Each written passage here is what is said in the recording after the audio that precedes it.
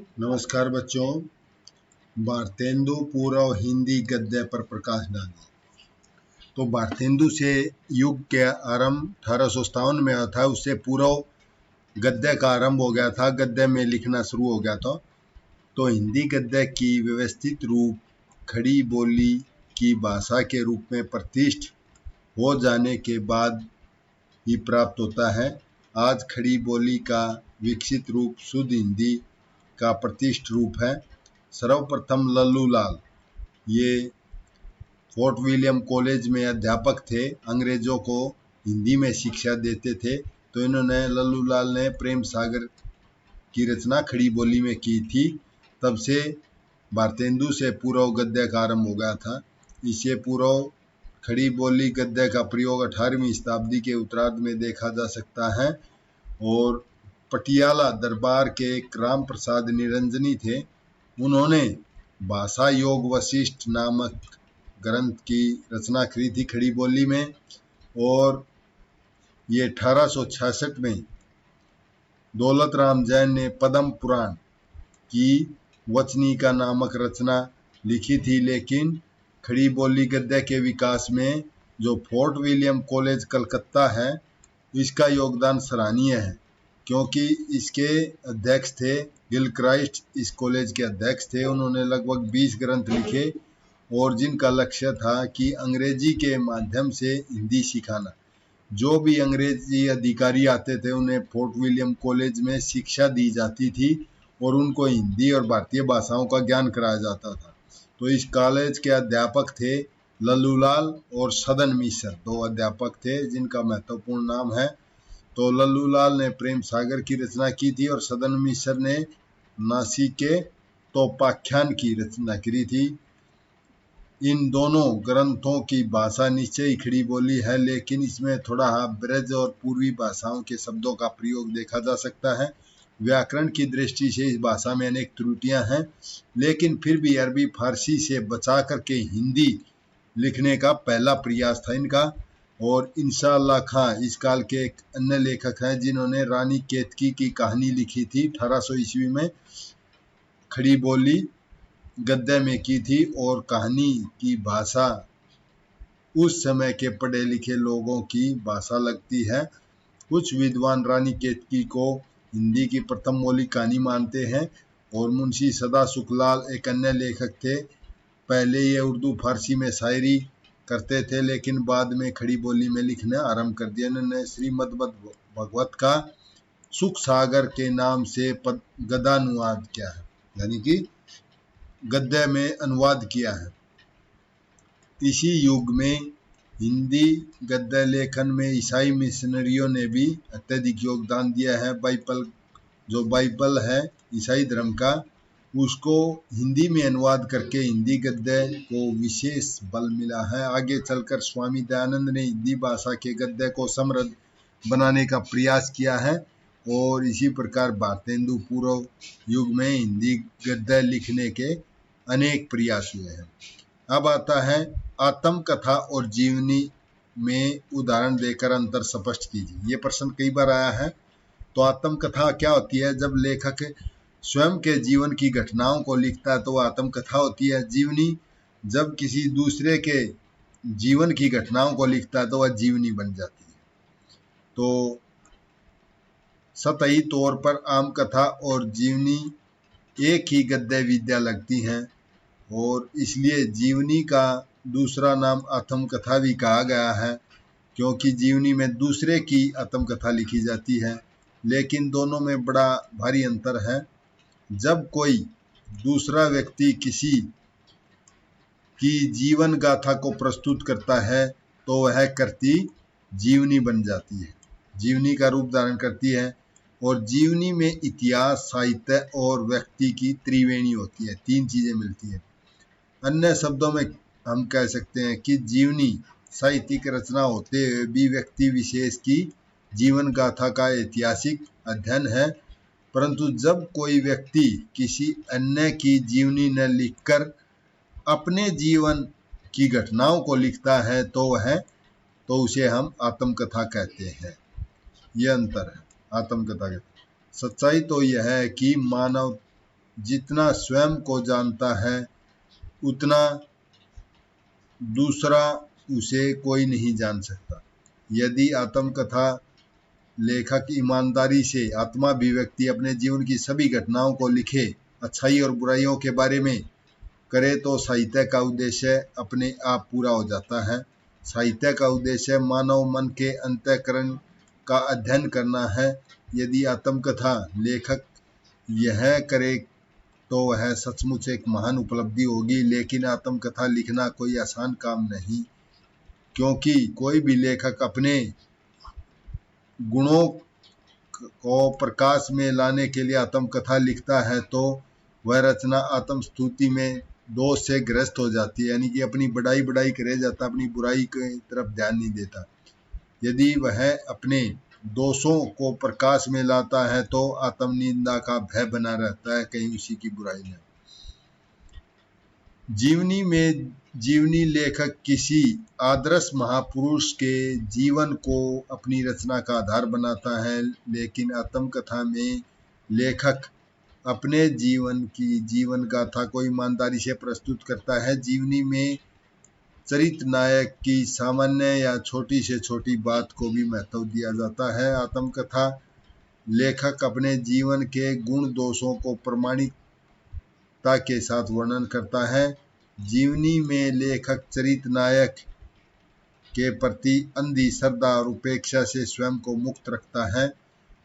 पुनः जीवनी लिखने के लिए लेखक को चरित्र नायक से संबंधित सभी प्रकार के लिखित अलिखित जानकारी प्राप्त करना होता है। उदाहरण के रूप में विष्णु प्रभाकर ने बंगला उपन्यासकार शरद चंद्र चटर्जी की प्रमाणिक जीवनी लिखी है उन्होंने अपने आप। अतः जीवनियां संत महात्मा नेता और महान साहित्यकारों के बारे में लिखी जाती हैं, लेकिन आत्मकथा कोई भी व्यक्ति लिख सकता है।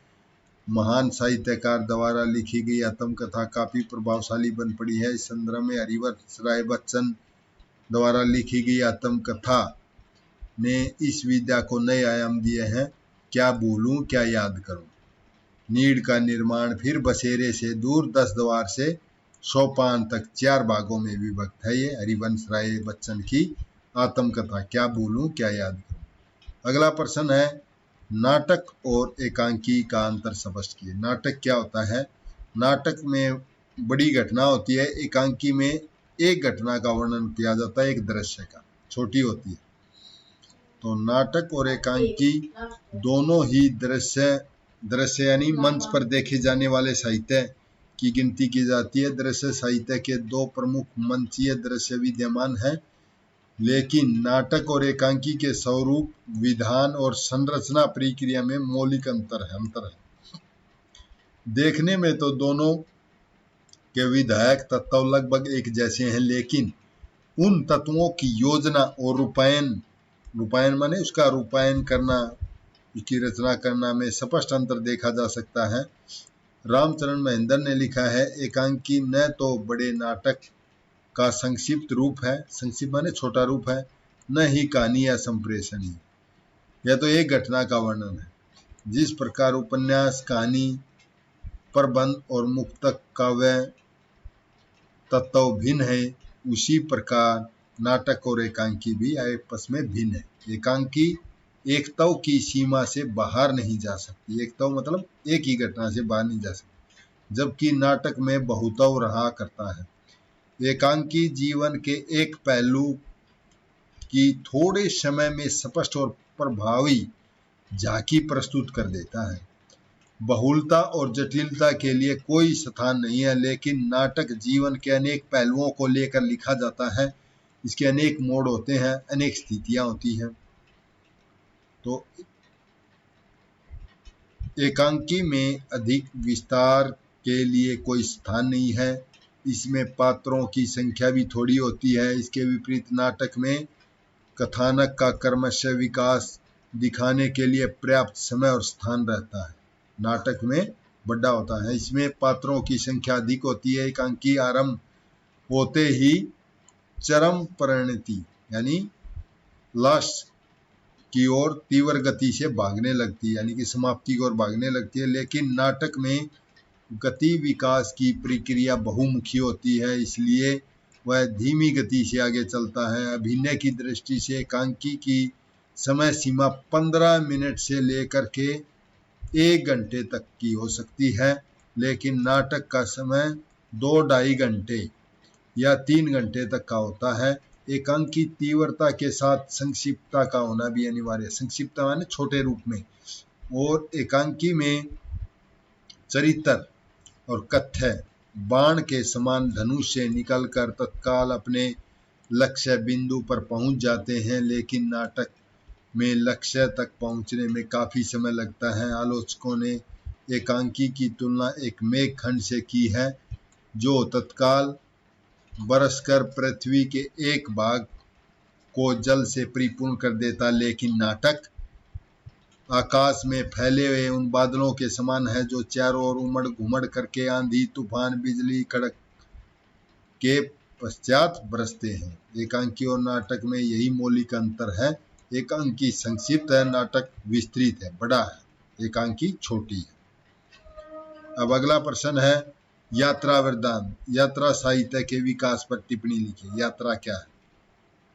जब कोई लेखक यात्रा करता है किसी स्थान की, तो उसका भावात्मक और प्रकृति वर्णन करता है उसका, तो वह यात्रा साहित्य बन जाता है।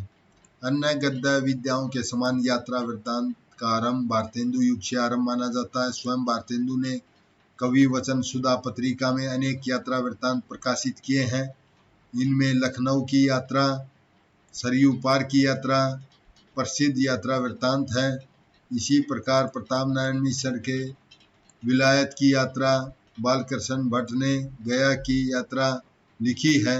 ये दोनों यात्राएं प्रदीप पत्रिका में छपी थी। इसी प्रकार भारतेंदु ने मेदवानल की यात्रा, हरिद्वार की यात्रा और बैद्यनाथ धाम की यात्रा आदि उल्लेखनीय यात्रा वृत्तांत लिखे हैं। आगे चल करके भारतेंदु युग में माधव प्रसाद मिश्र ने कुछ सुंदर और सफल यात्राएं लिखी हैं। भारतेंदु युगीन यात्रा वृत्तांतों में प्राकृतिक सौंदर्य, स्थानीय प्रकृति और तत्कालिक लोगों के रहन सहन का कलात्मक ढंग से वर्णन किया है।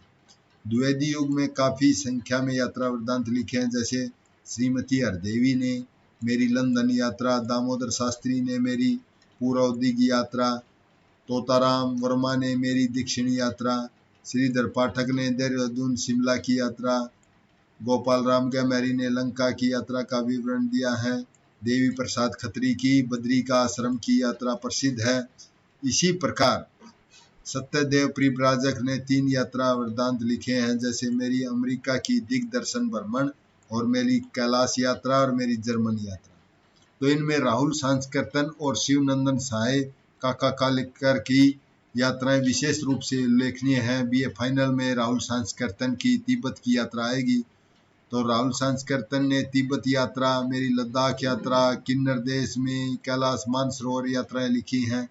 इसी प्रकार शिवनंदन सहाय ने कैलाश दर्शन, काका कालेकर की हिमालय यात्रा उल्लेखनीय है। इस प्रकार द्विवेदी युग के मध्य में काफी यात्रा साहित्य लिखा गया, और इसमें राम नारायण मिश्र ने यात्रा में यूरोप यात्रा में 6 मास, कन्हैयालाल मिश्र ने हमारी जापान यात्रा, सेठ गोविंद दास की हमारी प्रधान उपनिवेश, पृथ्वी की परिक्रमा, राम वृक्ष बेनीपुरी, पंखों में पैरों में पंख बांधकर यशपाल ने लोहे की दीवारों के दोनों ओर आदि कुछ उल्लेखनीय यात्रा वृत्तांत है। और आधुनिक युग में तो यात्रा वृत्तांतों की बाढ़ सी आ गई है। केदारनाथ अग्रवाल, रामधारी सिंह दिनकर, अमृत राय आदि लेखकों ने बहुत सारे लिखे हैं। केदारनाथ अग्रवाल की है बस्ती खिलो गुलाबों की, दिनकर की है देश विदेश में, मोहन राकेश की है आखिरी चट्टान तक, रघुवंश की हरी घाटी, अमृत राय की सुबह के रंग, रागणे राघव की है तूफानों के बीच आदि यात्रा वृत्तांतों का वर्णन किया गया है। और यात्रा वृत्तांत एक गद्य साहित्य है, इसका विकास किया है।